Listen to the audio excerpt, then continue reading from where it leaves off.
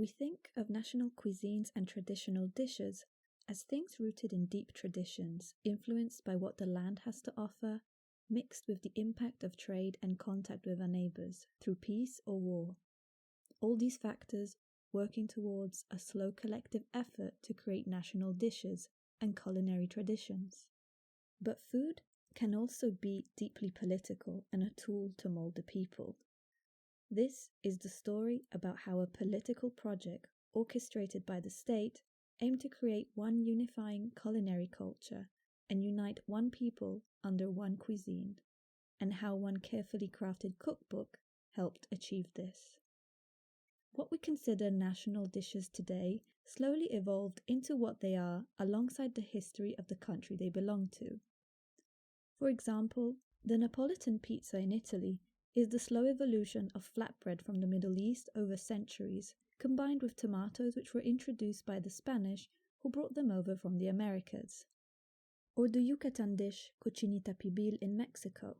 While cooked using a traditional Yucatec Mayan method and achiote paste made from local annatto seeds, it uses pork which came to Mexico after the Spanish conquest, and bitter oranges, a fruit from Southeast Asia, also brought over by the Spanish. So yes, this is how cuisines usually evolve, but not always.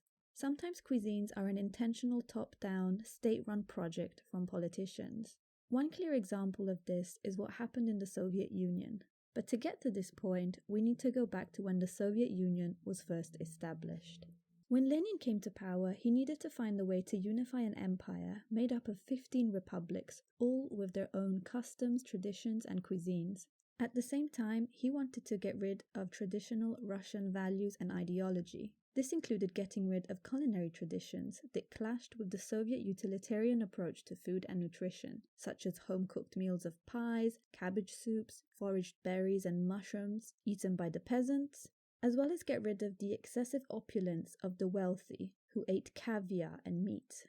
The Soviet goal was to feed the masses and free the people from wasteful, laborious tasks and bourgeois luxuries.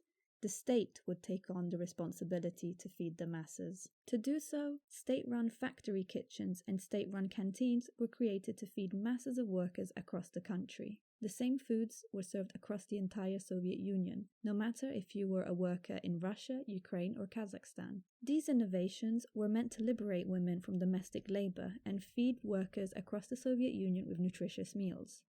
But there were some problems with feeding the nation. The food served in these state facilities, while cheap and nutritious, wasn't great, but more importantly, the forced collectivization of the land, combined with rapid industrialization, caused widespread food shortages. Stalin ordered for any food that peasants had to be confiscated. Millions of people died in the famine in the early 1930s, especially in Kazakhstan and Ukraine. In such a miserable climate, Stalin knew he needed to find a way to feed people and feed them good while inspiring them and promote the ideas of the Soviet Union, a unified cuisine to feed the masses with nutrition, taste, and a bit of luxury in mind. For this project, he enlisted the help of Anastas Mikoyan, an Armenian whose love of food made him perfect for the job. In fact, Stalin once said, "Anastas seems more interested in cheese varieties than in Marxism and Leninism." And in 1936, Stalin sent Mikoyan to the best place he could think of to research mass-produced, calorie-rich food, the United States. And so over the course of weeks, he visited food production plants to research how American technologies could be used in the Soviet Union. He learned about meat products, ice cream, beer, frozen fruit, and inflated seeds, popcorn. Two products in particular captivated his attention, mayonnaise and the hamburger, which he was quite impressed by, and when eating once stated, "For a busy man, it is very convenient." When he returned to the Soviet Union, Mikoyan imported the American technologies he saw during his travels and oversaw the production of loads of new mass-produced foods. Of course, mayonnaise and hamburgers, called kotleti and slightly adapted from the American counterpart, as they are served breaded and without a bun, but also processed meats and sausages, canned fish, vegetables, cereal, champagne, and ice cream. The problem was that the people living in Soviet Union had no idea how to prepare or eat some of these new products, like ketchup and cornflakes. It was all very foreign. Mikoyan did its best, touring towns and villages explaining all the new culinary inventions, but this was not an efficient way to educate the palates and change the eating habits of the masses. And so, in 1939, he oversaw the publication of the Book of Tasty and Healthy Food, subtitled To the Soviet Housewife from the People's Commissariat of the Food Industry. This book was a massive success, and over the years it sold over 8 million copies. It became so central to Soviet culture that it became known simply as the book, or kniga in Russian. And this is because the book was more than just a collection of recipes teaching the Soviet people how to cook and serve dishes using the recent culinary innovations introduced by Mikoyan. It included descriptions of the niche and process that the Soviet Union was now producing, lessons of etiquette, alongside images of lavish dinner tables with crystal glasses filled with champagne, fine china, and luxurious dishes like suckling pig and caviar. In her memoir, Mastering the Art of Soviet Cooking, Anya von Bremzen describes the book as offering a complete blueprint of joyous, abundant, cultured socialist living. But few people could actually afford the luxury described and illustrated in the book. Its contents were more educational and aspirational rather than providing useful instructions for how to prepare foods that people were able to afford or buy, as the food shortages persisted. Von Bremzen, in fact, calls the book a socialist unrealist landmark. On top of introducing new ingredients and products in the nation's cuisine, the book also aimed to unify the culinary cultures across the very diverse Soviet Union. One can find Uzbek, Armenian, Ukrainian, and Georgian dishes, for example.